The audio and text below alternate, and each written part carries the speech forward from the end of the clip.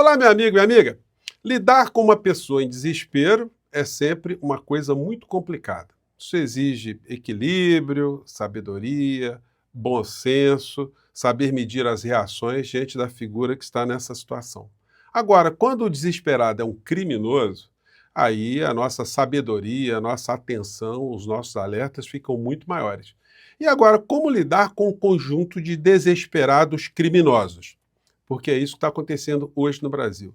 Vários fatos estão se dando ao mesmo tempo, infelizmente com a omissão dos grandes veículos de comunicação, que poderiam estar apontando uma situação aqui, outra acolá, para revelar para uma parte da sociedade brasileira quem são os verdadeiros crápulas, criminosos, vigaristas e estelionatários que estão em ação. Hoje, no Congresso Nacional, um conjunto deles se reuniu, vejam só, com ex-correspondente internacional que foi agora para a extrema-direita de uma forma absolutamente impensável. Bom, vou conversar com vocês sobre que desesperos são esses, como é que a gente tem que tratar essa gente toda e o que os espera no final da história, porque esse desespero aí não vai adiantar para muita coisa, não. Antes de entrarmos nos temas, é sempre muito importante convidar você, que ainda não está inscrito aqui no nosso portal, para vir somar aqui as suas energias com os nossos papos, as nossas reflexões, compartilhando os nossos vídeos, dando seu joinha, mandando seu comentário. E se puder, se inscreva também, prestigie o nosso clube de membros. Você que é muito bem-vindo e muito bem-vindo. Bom, vamos aos temas aqui, porque hoje, gente, nós estamos vendo que os desesperados, eles geram muitas energias aqui dentro do Brasil e fora do Brasil. Mais cedo, isso virou matéria em todos os jornais, né? A economia dos Estados Unidos encolhe 0,3% nos primeiros meses do governo Trump. Como todo malandro, picareta, vigarista, ele está jogando culpa no legado de Biden, que deixou a economia em ascensão. A economia nos Estados Unidos não estava em recessão, eles não estavam com indicadores muito ruins. O Trump conseguiu vencer muito mais no discurso do pânico moral, pânico vermelho, as mentiras, as ferramentas que a extrema-direita usa, porque isso virou uma coisa normalizada em muitas partes do mundo. Eles usam a mentira com uma firmeza, com uma convicção tão grande, e mais do que isso, eles não têm filtros. Eles entram para uma seara que, para o campo da racionalidade combater, é muito difícil. E agora, quando a gente tem uma figura que usa essas ferramentas e é absolutamente desqualificada, abjeta, sem nenhum tipo de princípio, nenhum tipo de empatia, e chega até a presidência de um país como o nosso, a coisa complica mais ainda. O jornalão da direita, do conservadorismo aqui no Brasil, o jornal O Globo, também atesta que a situação lá fora está meio complicadinha, né? Maré favorável à ultradireita reflui com efeito Trump. Vitória de liberais no Canadá, depois de campanha antitrumpista, traz inspiração a outros países. Então o jornal está fazendo essa análise aí. Isso, obviamente, está respingando aqui no Brasil. A direita aqui está se organizando de outras formas. Quem não é da extrema-direita está fazendo um grande pacotão, né? Eles estão se organizando para as eleições de 2026. E, infelizmente, no nosso campo progressista, no campo humanista, nós não estamos vendo muitos movimentos. E o presidente da República tem que ser um agente político vital no meio dessa história toda, porque se ficarmos assistindo o presidente ficar que ele é um administrador, que ele está recuperando o Brasil, e essa gente continuar cada vez mais fazendo o que eles fazem nas redes sociais, nós vamos ter problemas nas eleições de 2026.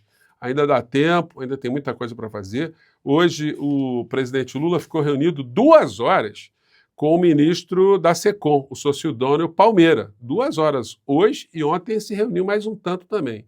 Se essa questão não for colocada como uma prioridade zero nesse governo, aí nós vamos ter problema, porque ficaremos nós aqui nas redes sociais contra esse mar de insanidades com os veículos de comunicação se omitindo conscientemente, né? Porque essa extrema-direita ela é super funcional aqui no Brasil e fora do nosso país. Quem é graúdo na grana ganha mais dinheiro com essa gente toda. Aliança Rumo à Direita, maior agremiação do país, Federação União PP, é lançada com gestos à oposição e desafia governo. Então, olha, não dá mais para ficar tratando as coisas com calmaria, não. É hora de enfrentamentos.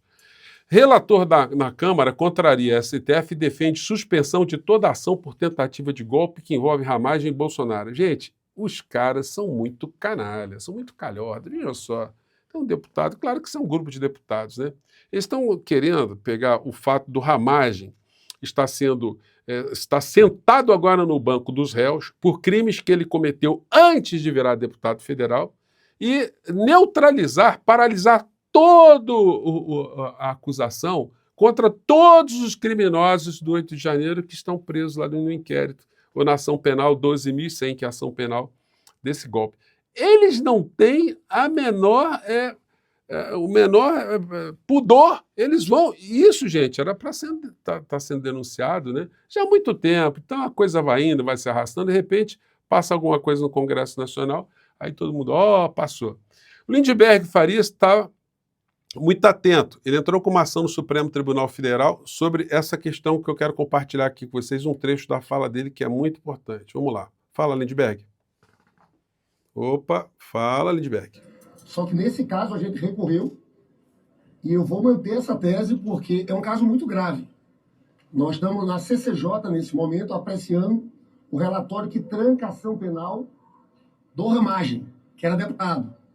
Por que eu acionei o Supremo e continuo achando... Não é só do Ramagem, o propósito é trancar do Ramagem, que hoje é deputado federal, e todos os outros criminosos que estão conectados com ele na mesma ação penal. Então, por isso que a coisa é muito grave. Achando que fiz de forma correta, porque o artigo 53, parágrafo 3º da Constituição, diz o seguinte: a Câmara pode trancar uma ação penal desde que sejam crimes após a diplomação. Ramagem teve a diplomação no dia 16 de dezembro. Ele foi denunciado por 5 crimes. A maior parte ele não era deputado. Ele era chefe da BIM. E a denúncia é muito forte. Ele, como chefe da BIM, teve um papel decisivo para tentar tirar o crédito das urnas eletrônicas e depois na construção da trama golpista. Eu fiz uma petição ao Supremo porque o relator escolhido era Alfredo Gaspar, que a gente sabe que é um bolsonarista que tem posições muito duras. E eu fiz essa petição depois de várias declarações do Alfredo Gaspar. E está aí. O Supremo respondeu dizendo o seguinte: dos cinco crimes, 2 são após a diplomação. 3 eram anteriores. Só aqueles ligados ao 8 de janeiro, porque ele foi diplomado dia 16 de dezembro. Mas veja bem, ele apresentou o relatório agora com um projeto de resolução que quer trancar toda a ação penal, inclusive do Bolsonaro. É por isso que eu acho que eu agi de forma correta. Isso é completamente inconstitucional. Imagina a Câmara trancar a ação penal do Bolsonaro antes de começar o julgamento. Pô, mas isso não é uma água. Olha, o Lindbergh falou muito, pediu até uma água aqui, né? Mas isso batendo no Supremo Tribunal Federal será considerado absolutamente ilegal. Mas o que essa gente vai fazendo? Eles vão estressando os poderes, né? Vão se colocando, vão tentando colocar o Supremo Tribunal Federal sempre na defensiva, o governo sempre na defensiva, sempre querendo algum facto novo, um factoide, um escândalo, uma situação. E aí a gente fica nessa situação de passos de paquidermes aqui para ajudar que o nosso país tenha discussões mais localizadas na nossa realidade, né? Bom, é uma mão estendida para a conciliação nacional, diz Randolph, sob proposta de redução de penas do 8 de janeiro. Até o Randolph caiu nessa, gente, francamente. Olha, senador Randolph, olha, vou falar uma coisa para vocês. Desculpa, peguei a frase dele aqui. Randolph destacou que a proposta busca atender às demandas por justiça sem conceder anistia a quem tentou o golpe de Estado. É o entendimento ao que é reclamado, sem ter anistia para quem tentou o golpe de Estado e, ao mesmo tempo, é uma mão estendida para a conciliação nacional, afirmou o Randolph. Senador, conciliação nacional? Quem está precisando de conciliação aqui? Então, quer dizer, desculpa, gente, o criminoso, ele pratica uma série de crimes bárbaros, aí, quando ele está para ser condenado, ele fica fazendo balbúrdia na cadeia, os parentes dele... os outros criminosos criam algum tipo de problema para a sociedade, e aí o que se faz? Vamos diminuir a pena, vamos cuidar deles, vamos perdoá-los, para ter uma pacificação. Olha, o raciocínio está absolutamente míope, né? Eu acho que o senador aí, confrontado, ele teria que se explicar melhor no meio dessa história, né? Porque isso não vai passar. E aí o Munducão, gente, apresenta as suas surpresas. Todos os senadores golpistas hoje reuniram-se lá no Senado e chamaram lá o Glenn Greenwald. Gente, que coisa patética e bizarra.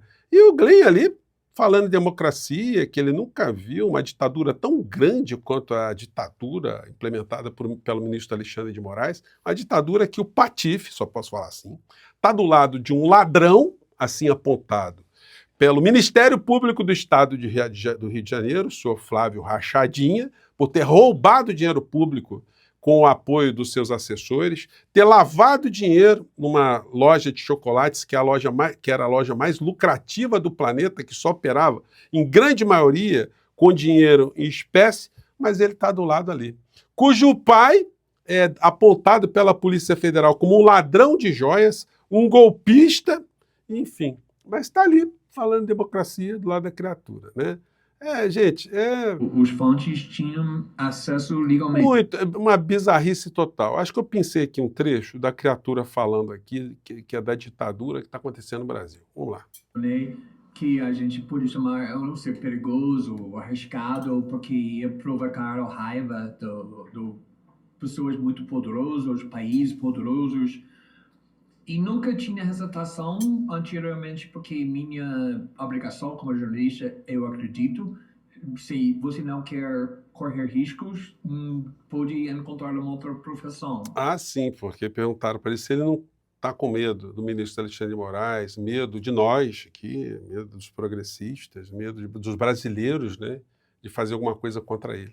Para mim, fazer jornalismo de forma boa é necessariamente enfrentar riscos. E se não quer fazer isso, deveria fazer uma outra coisa. Quando comecei a denunciar, criticar o Moraes, era a primeira vez na minha vida quando eu pensei, isso vale a pena? Eu deveria fazer isso? Ou talvez o risco é maior e não justifica eu enfrentando esse risco, tenho filhos agora que estou dependendo de mim, estou criando eles sozinho. Então eu pensei, essa cara não tem limites e a sociedade não está impondo limites. Ele pode fazer qualquer coisa que ele quer. Mas no fim das contas eu não aceito essa preocupação, esse medo. É verdade. Gente, é muito cara de pau, né? O cara... um estrangeiro, vamos nos lembrar disso, né? Mas ditando regras aqui, no país dele lá está acontecendo o que está acontecendo, o Trump está fazendo o que quer, e ele está preocupado, está dizendo que a ditadura é aqui no Brasil, né? É muito triste isso, né, gente? E aí, a gente se somando a essa história com as maluquices, com as psicopatias. Um deles é essa figura aqui, que eu canso de mostrar para vocês. Ele publicou um vídeo com o seguinte título: urgentíssimo, STF acaba de confirmar que o pseudo-golpe não passou de uma farsa. Gente, eu vi até 2 vezes o mesmo vídeo, fiz sacrifício, mas não tem lé com cré. O Tico não combina com o Teco. Ele fala, e não aparece isso que ele está dizendo, que o STF está confirmando que não houve golpe, né? Pegar só um trechinho aqui. Povo abençoado do Brasil, urgente, urgentíssimo. O STF acaba de provar que essa conversa de golpe não passa de uma farsa de pura perseguição política comandada pelo ditador Alexandre de Moraes, o que eu venho... Gente, é um negócio tão absurdo, porque ele começa a falar, e o raciocínio não fecha. Então eu acho que o Silas aí, ele operando os olhos, deve ter dado algum problema aí no cérebro. Ou então é uma coisa envolvendo caráter, aí é mais difícil, né? Mas ele, enfim, que é homem da psicologia, da religião, ele pode procurar apoio nessa área. O problema todo é que ele inferniza tanto as nossas vidas também, que fica complicado a gente lidar com tanta gente criminosa, tanta gente bandida ao mesmo tempo. Mas nós estamos aqui na resistência e vamos continuar, porque, olha, o mais complicado, por incrível que pareça, já passou. Agora é a gente seguir em frente, jogar pressão e fazer com que a justiça do nosso país, no final da história, consiga prevalecer contra esses criminosos todos, né? É nisso que eu acredito, é por isso que eu estou aqui. Gente, um grande abraço, até o nosso próximo encontro e vamos em frente. Tchau!